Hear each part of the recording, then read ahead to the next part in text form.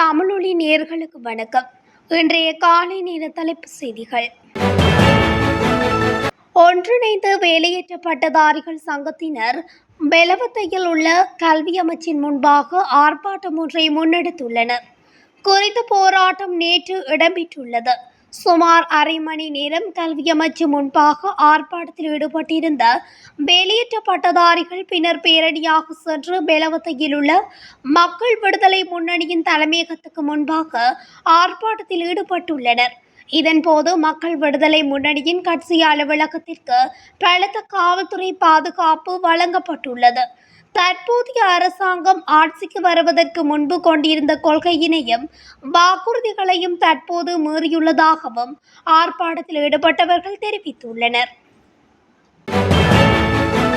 தொடருந்து பற்றுச்சீட்டு முன்பதிவுகளுக்கு இலங்கை தொடருந்து திணைக்களம் கட்டாய அடையாள சரிபார்ப்பு முறையை அறிமுகப்படுத்தியுள்ளது.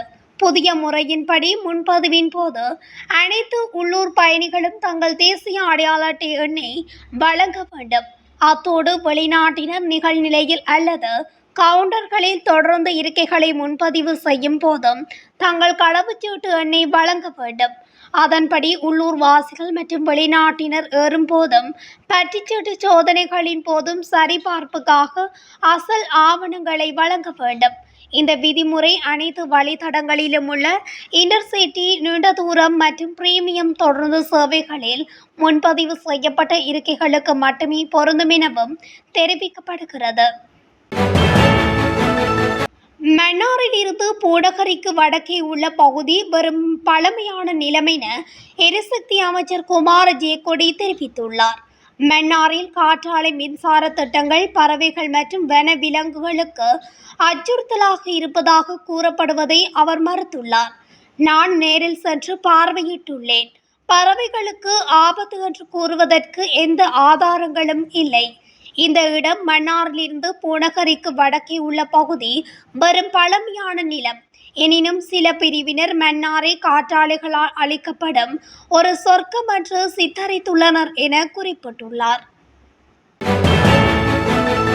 2025 ஆண்டு கல்வி பொதுதர ஆதரவு இதர பரீட்சை மற்றும் சாதாரண தர பரீட்சைகளுக்கான தினத்தை பரீட்சைகள் திணைக்களம் அறிவித்துள்ளது. அதற்கமைய இவ்வாண்டுக்கான உயர்தர பரீட்சைகள் எதிர்வரும் நவம்பர் 10 முதல் டிசம்பர் 5 வரையும், சாதாரண தர பரீட்சைகள் 2026 பிப்ரவரி 17 முதல் 26 வரையும் நடைபெறும் என்று பரீட்சை திணைக்களம் தெரிவித்துள்ளது. பாடசாலைகள் ஊடாக பரீட்சைக்கு தோற்றவுள்ள மாணவர்கள் அதிபர்கள் ஊடாக விண்ணப்பிக்க முடியும் என்றும் தனிப்பட்ட பரீட்சார்த்திகள் தமது தேசிய அடையாள அட்டை ஊடாகவும் விண்ணப்பிக்க முடியும் என்றும் தெரிவிக்கப்பட்டுள்ளது. யாழ்ப்பாணம் மண்கும்பான் கடற்கரை பகுதியில் இனம் தெரியாத ஆணொருவரின் சடலம் மீட்கப்பட்டுள்ளதாக போலீசார் கூறியுள்ளனர். சடலம் ஒன்று கரையொதுங்கி உள்ளதாக பிரதேச மக்கள் போலீசாருக்கு வழங்கிய தகவலுக்கு அமையவே ஊர்காவல்துறை போலீசார் சம்பவ இடத்திற்கு சென்று சடலத்தை மீட்டுள்ளனர். அத்துடன் மீட்கப்பட்ட சடலம் உருக்குலைந்த நிலையில் காணப்பட்டுள்ளது. சடலம் பிரேத பரிசோதனைகளுக்காக யாழ்ப்பாணம் போதனா வைத்தியசாலைக்கு அனுப்பி வைக்கப்பட்டுள்ளது. இந்த சம்பவம் தொடர்பான மேலதிக விசாரணைகளை ஊர்காவல்துறை போலீசார் முன்னெடுத்து வருகின்றனர். கொழும்பு கிராண்ட் பாஸ் பகுதியில் 3000 எரிவாயு அடுப்புகளை நுகர்வோர் விவகார அதிகார சபை பறிமுதல் செய்துள்ளது. அதன்படி பாகங்களாக வெளிநாடுகளில் இருந்தும் இறக்குமதி செய்யப்பட்டு உள்ளூரில் பொருத்தப்பட்டு விற்பனைக்கு தயார் செய்யப்பட்ட 3000 எரிவாயு அடுப்புகளே பறிமுதல் செய்யப்பட்டுள்ளது. நுகர்வோர் விவகார அதிகார சபை நடத்திய சோதனையின் போது இவை பறிமுதல் செய்யப்பட்டுள்ளது. அலுட்கம மொரகெல்ல கடற்கரையில் நீராட சென்ற வெளிநாட்டு பெண் ஒருவர் நேற்று நீரில் மூழ்கி உயிரிழந்துள்ளார்.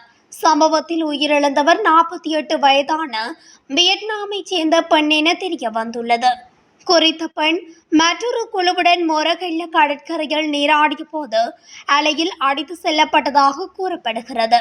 இந்த நிலையில் வியட்நாம் பெண்ணின் உடல் பெந்தர கடற்கரையில் கரையொதுங்கி உள்ளதாக கூறப்படுகிறது.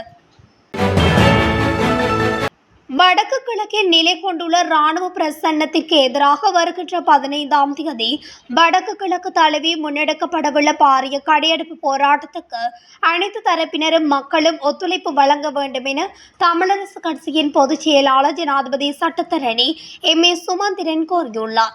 முல்லைத்தீவு முத்தையன் கட்டு குளத்தில் இருந்து குடும்பஸ்தர் ஒருவரின் சடலம் சனிக்கிழமை கண்டெடுக்கப்பட்ட நிலையில் அது பரபரப்பை ஏற்படுத்தியிருந்தது.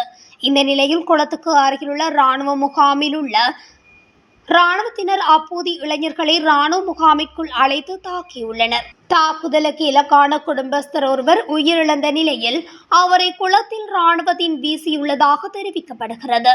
எனவே வடக்கு கிழக்கில் காணப்படும் இராணுவ பிரசன்னத்திற்கு எதிர்ப்பு தெரிவித்து வடக்கு கிழக்கு மாகாணம் தழுவி பாரிய கடையடைப்பு போராட்டத்தை 15ஆம் தேதி நடாத்த உள்ளோம் என்று அழைப்பு விடுக்கப்பட்டுள்ளது. இதற்கு ஆதரவு தருமாறும் கேட்டுக்கொள்ளப்பட்டுள்ளது. பொலனறுவை பராக்கிரம சமுத்திரத்தில் படகொன்று கவிழ்ந்ததில் 2 உயிரிழந்துள்ளதாக காவல்துறை தெரிவித்துள்ளது. சம்பவத்தில் 72 வயதான நபரொருவரும் 38 வயதுடைய அவரது மகனுமே உயிரிழந்துள்ளதாக தெரிய வந்துள்ளது. அதே நேரம் படகு கவிழ்ந்ததில் நீரில் மூழ்கிய மேலும் 8 பேர் பாதுகாப்பாக மீட்கப்பட்டுள்ளதாக காவல்துறையினர் தெரிவித்தனர். ஆசிரியர் கல்வியலாளர் சேவை மற்றும் ஆசிரியர் நிர்வாக சேவையில் பணியமர்த்தல் மற்றும் இடமாற்றம் தொடர்பில் சிறந்த முறைமையை தயாரிப்பதாக பிரதமர் ஹரணி அமரசூரிய தெரிவித்துள்ளார். கல்வி, உயர்கல்வி மற்றும் தொழிற்கல்வி அலுவல்கள் பற்றிய அமைச்சர் ஆலோசனை குழு பிரதமரின் தலைமையில் நாடாளுமன்றத்தில் கூடிய போது அவர் இதனை கூறியுள்ளார். ஆசிரியர் கல்வியலாளர் சேவை மற்றும் ஆசிரியர் நிர்வாக சேவையில் பணியமர்த்தல் இடமாற்றம் தொடர்பில் சிக்கல் நிலைமை காணப்படுவதாக இந்த கூட்டத்தில் நாடாளுமன்ற உறுப்பினர்கள் சுட்டிக்காட்டியுள்ளனர். விசேடமாக வடமத்திய மாகாணத்துக்கு அண்மையில் நியமிக்கப்பட்ட 6 அதிகாரிகளில் 5 பேர் மீண்டும் இடமாற்றம் பெற்றுள்ளதாக தெரிவித்துள்ளனர். இந்த விடயம் தொடர்பில் குழுவில் கவனம் செலுத்தப்பட்டதுடன் அதிகாரிகளை பணியமர்த்தும் போது சேவையின் தேவை குறித்தும் கவனம் செலுத்தப்பட வேண்டும் எனவும் பிரதமர் சுட்டிக்காட்டியுள்ளார். நேற்று காலை பெய்த கனமழை காரணமாக யாழ்ப்பாணத்தில் முக்கிய பகுதிகள் வெள்ள நீரினால் மூழ்கடிக்கப்பட்டுள்ளதாக தெரிவிக்கப்படுகிறது. யாழில் 7 குடும்பங்களைச் சேர்ந்த 32 பேர் பாதிக்கப்பட்டுள்ளதாகவும் யாழ் மாவட்ட அனர்த்த முகாமைத்துவ பிரிவின் பிரதி பணிப்பாளர் TN சூரியராஜா தெரிவித்துள்ளார்.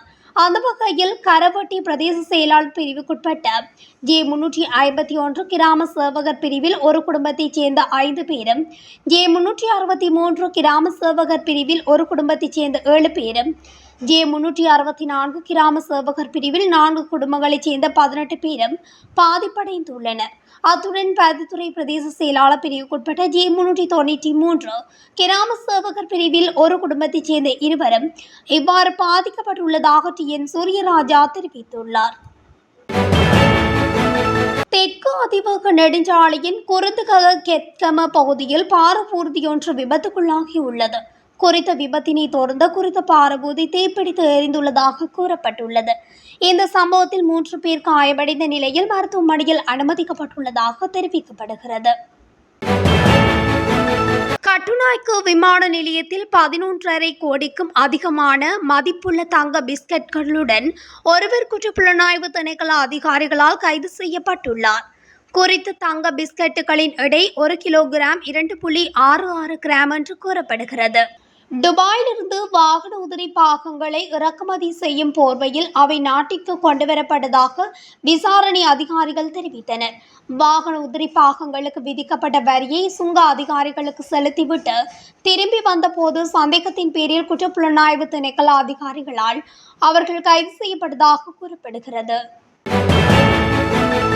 மட்டக்களப்பு கோக்கவில் போலீஸ் பிரிவில் உள்ள சவுக்குடி பிரதேசத்தில் ரயில் தண்டவாளத்தில் நின்று கையடக்க தொலைபேசியில் உரையாடி கொண்டிருந்த இளைஞன் ரயில் மோதி உயிரிழந்துள்ளார். நேற்று இடம்பெற்ற இந்த சம்பவத்தில் 23 வயதுடைய இளைஞன் உயிரிழந்துள்ளார். மட்டக்களப்பு ஊரணியைச் சேர்ந்த 23 வயதுடைய நாகேந்திரன் கரிகராஜ் என்பவரே இவ்வாறு சடலமாக மீட்கப்பட்டுள்ளார். குறித்த நபர் மனைவியுடன் ஏற்பட்ட சண்டையில் சம்பவ தினமான இரவு தண்டவாளத்தில் நின்று கொண்டு மனைவியிடம் தொலைபேசியில் பேசி சண்டை பிடித்துக் கொண்டுள்ளார். இந்த நிலையில் மட்டக்களப்பிலிருந்து கொழும்பு நோக்கி பிரயாணித்த ரயிலில் மோதியதில் சம்பவ இடத்திலே பலியாகியுள்ளார். மேலும் சம்பவம் தொடர்பாக ஏறாவூர் மற்றும் கொக்குவில் போலீசார் விசாரணைகளை முன்னெடுத்து வருகின்றனர்.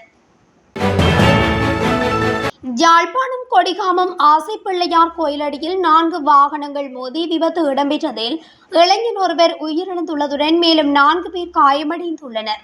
இந்த விபத்தில் மோட்டார் சைக்கிளில் சென்ற திருகோணமலை இளைஞன் உயிரிழந்துள்ளார். யாழ் கொடிகாமம் உசன் பகுதியில் பாரிய விபத்து சம்பவம் ஒன்று பதிவாகியுள்ளது. டிப்பர் மோட்டார் சைக்கிள் கூல லொரி கார் என்பன மோதியே குறித்த விபத்து சம்பவம் நிகழ்ந்துள்ளதாக தெரிவிக்கப்படுகிறது. இத்துடன் தமிழொலியின் இன்றைய காலை நேர தலைப்பு செய்திகள் நிறைவடைகின்றன. தொடர்ச்சியாக செய்திகளை அறிந்து கொள்ள தமிழொலி ஊடகத்துடன் இணைந்திருங்கள். நன்றி, வணக்கம்.